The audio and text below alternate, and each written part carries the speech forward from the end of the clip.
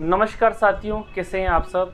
दोस्तों, आज मैं महात्मा गांधी अंग्रेजी माध्यम की जो विद्यालय हैं उनमें सहायक अध्यापक संविदा शिक्षक की जो भर्ती निकली है उसमें बहुत सारे स्टूडेंट्स या कैंडिडेट्स के डॉक्यूमेंट वेरिफिकेशन से रिलेटेड बहुत सारी क्यूरीज़ है। उन सारे संबंधित जो सवाल हैं उन सारे सवाल के आंसर देने के लिए आपके सामने इस वीडियो को बनाने की कोशिश कर रहा हूं। तो जो भी साथी हैं या जिनको भी किसी प्रकार की कोई व्यवधान पैदा हो रहा है जिससे भी रिलेटेड है, तो दोस्तों वो ध्यानपूर्वक सुने ताकि बाद में आपकी कमेंट्स इससे रिलेटेड ना आ पाए और आपकी क्यूरीज यहीं पे हल हो जाए। तो दोस्तों, सबसे पहली बात, पहला प्रश्न, कई सारे जो स्टूडेंट्स के कमेंट्स आ रहे हैं कि सर हिंदी माध्यम वालों का चयन हुआ या किसी का हुआ या नहीं हुआ। तो दोस्तों, मैं एक बात आपके सामने स्पष्ट कर देता हूँ, हिंदी मीडियम वालों का दोस्तों इसमें पात्रता में नाम ही नहीं होगा। क्यों नहीं होगा? क्योंकि दोस्तों जो शैक्षणिक योग्यता है, तो दोस्तों हिंदी मीडियम वाले जो छात्र छात्रा हैं या कैंडिडेट्स हैं उनका इसमें पात्र में नाम नहीं आएगा या सिंगल गुना मेरिट में नाम क्यों नहीं आएगा। इसका मुख्य कारण है कि दोस्तों जो शैक्षणिक योग्यता है उसमें अंग्रेजी माध्यम होना जरूरी है और उनका जो सर्टिफिकेट है वो इंग्लिश मीडियम का होना चाहिए। और जिसने भी अगर गलत सर्टिफिकेट लगाया है तो दोस्तों 420 के केस में अंदर जा सकते हैं, उनके ऊपर धाराएं लग सकती है। अब दोस्तों और भी कई सारे प्रश्न बनते हैं, डॉक्यूमेंट वेरिफिकेशन के बाद क्या होगा।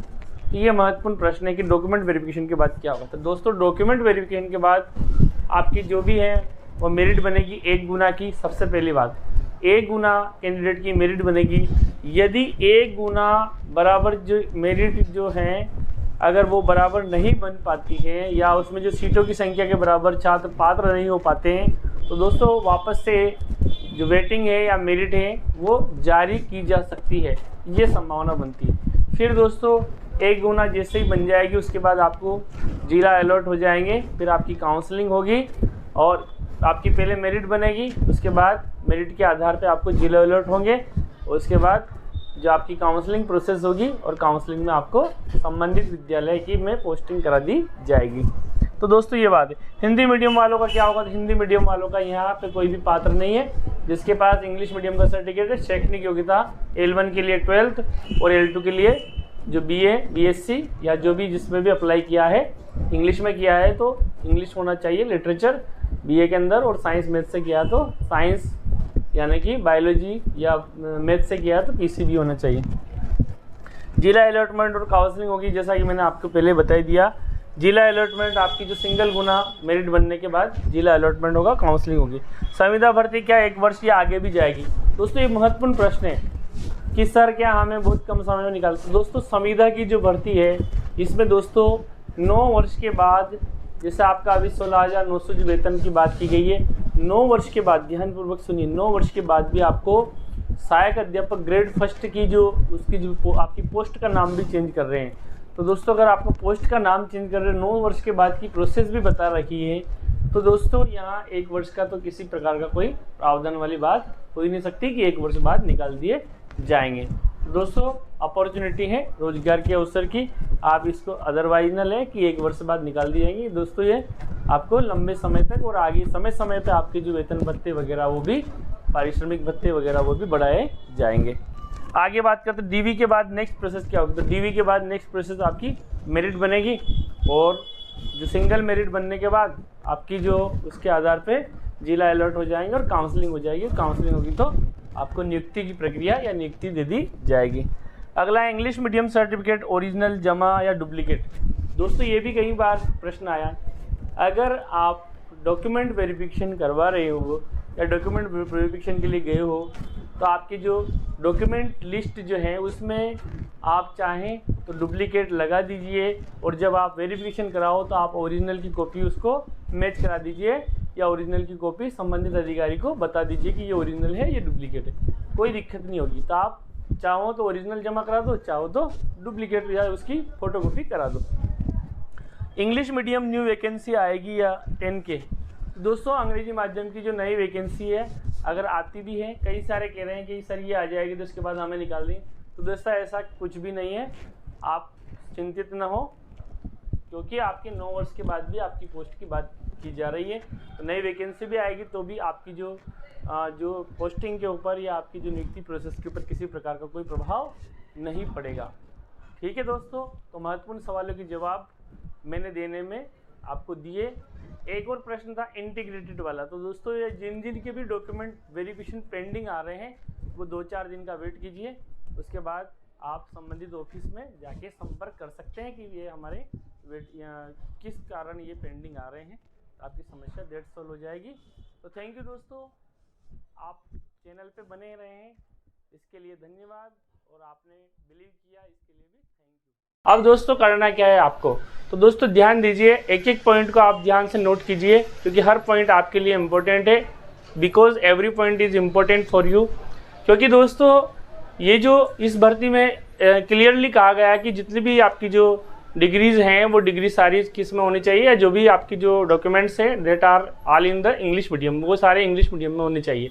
अब दोस्तों इंग्लिश मीडियम में आपकी मार्कशीट में लिखा हुआ है, तो दोस्तों आपने जिस संस्थान से या जहाँ कॉलेज या यूनिवर्सिटी से या जिस भी संस्थान से आपने इंग्लिश मीडियम में आपकी पास आउट हुए उस वर्ष, तो दोस्तों उसी संस्थान को क्लियर पता है कि आपने इंग्लिश माध्यम में आपने पढ़ाई की होगी।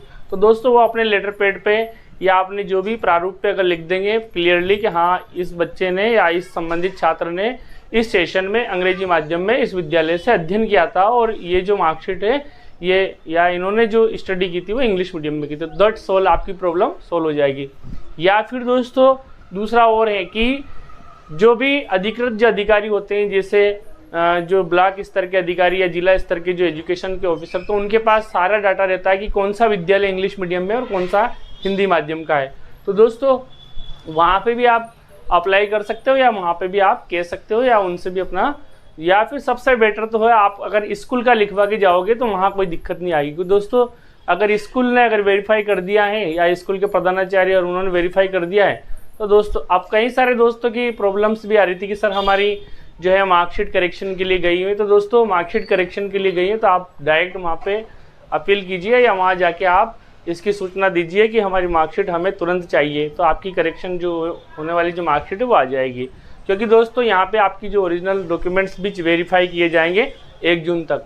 तो दोस्तों जिन्होंने भी रजिस्ट्रेशन कर लिया है आपके मैसेज आ चुका है। बहुत सारे साथियों का ये भी प्रॉब्लम्स थी कि सर हमारे मेल पर मैसेज नहीं आया है, फ़ोन नंबर पर ही आया है। तो फ़ोन नंबर पे आया कोई बात नहीं, कैसे भी आपको मैसेज करना है, क्योंकि दोस्तों मेल पे आओ मैसेज या इस पे आओ कोई फ़र्क नहीं पड़ता है, आपके पास केवल सूचना पहुंच जानी चाहिए कि हाँ आपको किस दिन डॉक्यूमेंट वेरीफाई कराना है या आपके डॉक्यूमेंट के दस्तावेजों का सत्यापन किस दिन कराना है। अब दोस्तों आपको कौन कौन से दस्तावेज इसके लिए चाहिए और कौन कौन से दस्तावेज की आपको ज़रूरत पड़ेगी, तो दोस्तों ध्यानपूर्वक एक एक दस्तावेज को सुनिए क्योंकि वो सारे जो दस्तावेज आपके लिए महत्वपूर्ण है।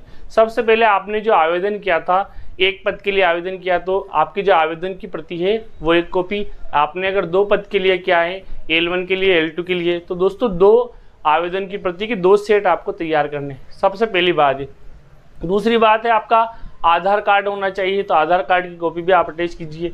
तीसरा है दोस्तों आपकी जितने भी शैक्षणिक योग्यता है, जैसे कि आपकी 12th है या BA BSc BCom जो भी आपने अंग्रेजी माध्यम से किए वो, साथ ही साथ आपने इंग्लिश मीडियम से किए, इसका जो सर्टिफिकेट है वो आपके जो कॉलेज वगैरह है जहाँ से भी आपने स्कूल संस्थान से वहाँ के प्रधानाचार्य आपको इशू कर देंगे कि हाँ इस संबंधित छात्र ने यहाँ से इस माध्यम में ये जो परीक्षा उत्तीर्ण की थी। तो दोस्तों ये हो गया। साथ ही साथ आपकी प्रशैक्षणिक योग्यता, तो दोस्तों प्रशैक्षणिक योग्यता में क्या आती है, जैसे आपका B.Ed है या आपका DLED है या BSTC है या जो भी D.Ed है, ये जो जिन भी नाम से आपके स्टेट पे जाना जाता है उसकी जो डिग्री है या उसकी जो मार्कशीट है वो भी आपको इसमें ज़रूरत पड़ेगी। तो दोस्तों ये महत्वपूर्ण दस्तावेज, साथ ही साथ आपको अन्य दस्तावेज की भी ज़रूरत पड़ेगी।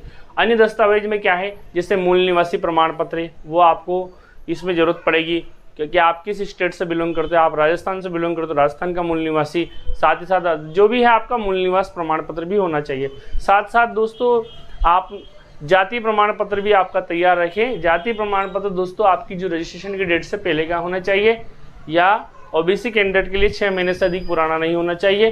तो दोस्तों जाति प्रमाण पत्र में आपकी जैसे आपने EWS का बना रखा है या SC ST OBC या जो भी है आपका, वो सारे डॉक्यूमेंट्स या जातीय प्रमाण पत्र इसके साथ सबमिट करना है। अब दोस्तों और क्या है, दोस्तों अगर आप एक्स सर्विसमैन कोटे से आपने फॉर्म डाला है या स्पोर्ट कोटे से डाला है या वीडो में आपने अप्लाई किया है, या आपने डाइवर्सी में अप्लाई किया है, या जिस भी कोटे से आपने अप्लाई किया है, उन सारे जो दस्तावेजों को भी आपके इसके साथ उसकी फ़ोटो प्रति संलग्न करनी है और ओरिजिनल डॉक्यूमेंट को आपको अलग करके रखना है। जब भी आपको वहाँ बुलाया जाएगा तो ओरिजिनल डॉक्यूमेंट्स देखे जाएंगे, आपकी जो फोटोकॉपी वाले डॉक्यूमेंट्स को मैच कराया जाएगा। तो दोस्तों ये सारी चीज़ें हैं। दोस्तों इस वैकेंसी में ही कहा गया है कि जहाँ से भी आपने जो डिग्री करी है या जहाँ से भी पास आउट हुए हैं, वहाँ के जो प्रधानाचार्य हैं या जो वहाँ के जो संस्था प्रधान या अधिकृत ऑफिसर्स जो हैं, अगर वो लिख देंगे कि आपने संबंधित सत्र में ये परीक्षा इंग्लिश मीडियम से उत्तीर्ण की है और उसकी आप कॉपी लगा सकते हो दोस्तों, और वो जो कॉपी लगाओगे आप उस कॉपी को आपकी जो ओरिजिनल कॉपी से मैच करा दीजिए, तो आपकी समस्या डेट सोल्व हो जाएगी। दोस्तों अब आपको स्वघोषणा प्रमाण पत्र यानी कि आपका जो कि भाई मेरे द्वारा जितने भी ये स्टाम्प पे आप दे सकते हो, संतान संबंधी घोषणा या दहेज न लेने का जो प्रमाण पत्र है, ये सारे डॉक्यूमेंट्स आपको अपने इस डॉक्यूमेंट सेट में रखने हैं। तो दोस्तों स्वघोषणा में क्या होगा कि भाई मेरे द्वारा जितनी भी जानकारी दी गई है वो सत्य है, और अगर किसी प्रकार की जानकारी असत्य होती है तो मैं खुद व्यक्तिगत रूप से जिम्मेदार रहूँगा, और मेरी जो प्राथमिकता है या जो मेरी जो दावेदारी है इस पद के लिए वो अपने आप खारिज कर दी जाएगी। तो दोस्तों ये महत्वपूर्ण बातें थी। अब साथ ही साथ कुछ मित्रों के मैसेज आ रहे थे कि सर हम क्या हमारे जो यूनिवर्सिटी तक जाएं या कहाँ जाएं। तो दोस्तों आप जिस कॉलेज से आपने एग्ज़ाम दी थी वहीं कॉलेज से आप बनवा सकते हो अपने डॉक्यूमेंट्स, आपकी समस्या सोल्व हो जाएगी। आपके डॉक्यूमेंट्स जो हैं वो वही कॉलेज वाले या जो अधिकृत जो हैं वो कर देंगे आपकी क्लियर। अब दोस्तों एक और बात है कि आपको संविदा शिक्षक जो है महात्मा गांधी अंग्रेजी माध्यम के स्कूलों में कितना मानदेय दिया जाएगा। दोस्तों मानदेय क्या होता है? तो मानदेय आपका मान रखने के लिए एक निश्चित पेमेंट होता है, एक निश्चित जो राशि होती है वो आपको पर मंथ दी जाएगी। वो कितनी है? वो है 16,900, यानी कि 16,900 फिक्स पेमेंट पर आपको दिया जाएगा अंग्रेजी माध्यम विद्यालय में पढ़ाने के लिए। साथ ही साथ दोस्तों आपको 9 वर्ष के बाद आगे का लाभ भी दिया जाएगा, और 9 वर्ष के बाद आपकी जो वेतन है वो लगभग डबल हो जाएंगे, और उसमें कुछ 5% इंक्रीमेंट्स वगैरह 2 इंक्रीमेंट ऐड करके आगे बढ़ाया जाएगा। अब दोस्तों कई सारे इनके कि भाई हमारा भविष्य सुरक्षित होगा या नहीं होगा, या हम इस संविदा भर्ती में अगर जाएंगे तो आगे क्या होगा। तो दोस्तों अगर सबसे बड़ी बात है कि बेरोजगार व्यक्ति के पास सबसे बड़ी चिंता होती है रोजगार की। तो दोस्तों आपको अच्छे मानदेय पर रोजगार दिया जा रहा है, यानी कि यूँ मान के चलो कि 16,900 यानी कि लगभग 17,000 बेस्ट होता है, मतलब एक प्रारंभिक लाइफ के लिए। तो दोस्तों इसके बाद भी आपको ऐसा नहीं है कि भाई 9 वर्ष बाद निकाल दिया जाएगा या 5 वर्ष बाद, क्योंकि दोस्तों भविष्य में जो है भविष्य इंग्लिश मीडियम का ही है। आने वाले समय में जितने भी ज़्यादातर जो स्कूल हैं वो इंग्लिश मीडियम में कन्वर्ट होंगे। दोस्तों अंग्रेजी माध्यम का भविष्य तो आप खुद ही देख सकते हो कि आप अगर इसमें अगर ज्वाइन कर लेते हो तो आपके 9 वर्ष के बाद भी आपको आगे वेतनमान बढ़ाने का भी इसमें दिया गया है सारा हवाला। तो दोस्तों आप ज्वाइन कीजिए, और अंग्रेजी माध्यम के विद्यालयों में अंग्रेजी की जो हमारे जो ग्रामीण स्तर के जो बच्चे हैं उनका भविष्य संवारिए। अब दोस्तों सबसे बड़ी चुनौती क्या आती है? दोस्तों अंग्रेजी माध्यम के विद्यालय में जब हम जाते हैं तो गाँव के जो बच्चे होते हैं वो हिंदी माध्यम से बिलोंग करते हैं। तो दोस्तों हिंदी माध्यम से जो बिलोंग करने वाले जो बच्चे हैं उनके साथ कैसे ट्रीट किया जाए। तो दोस्तों उनको आपको हिंदी प्लस इंग्लिश में भी बताना है, थोड़ा बहुत करके धीरे आपको उनको बेसिक से पढ़ाना है, और बेसिक से पढ़ाने के बाद जब उनके मतलब प्रारंभिक इंग्लिश अच्छी हो जाएगी तब आप उनको एक लेवल पे, एक प्लेटफॉर्म लेवल पे आप पढ़ा सकते हैं।